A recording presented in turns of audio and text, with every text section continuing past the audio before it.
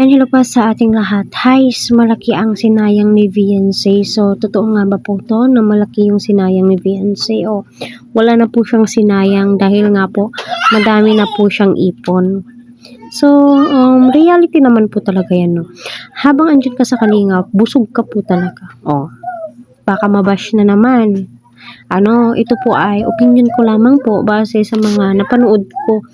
Day 1 hanggang matapos ang EDC.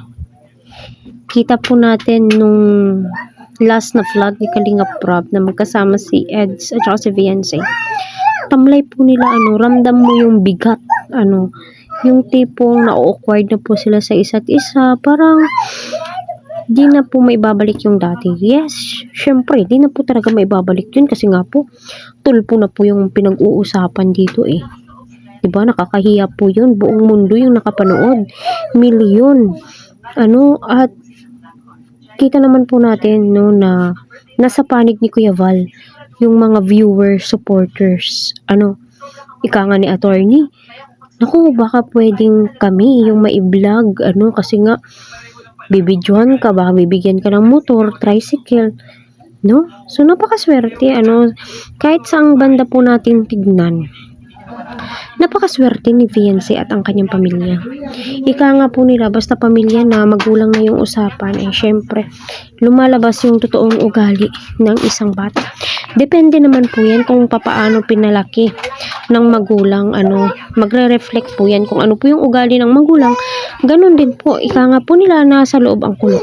So, sinabi ko, malaki yung sinayang ni Viancy, syempre, sa bagay, kasi may mga supporter, sponsors naman siya kahit wala siya sa Kalingap, diba?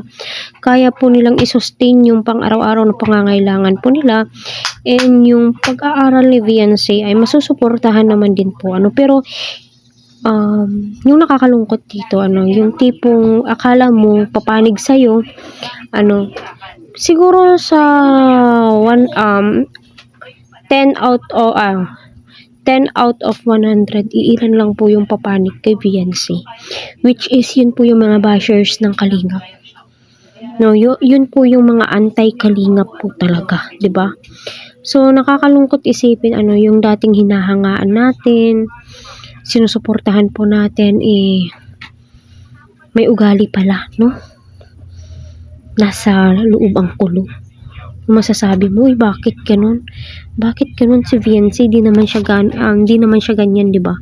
So, totoo nga, wakwak. Halatang halata, the way na magsalita si Viancy, ibang-iba na po talaga, di ba?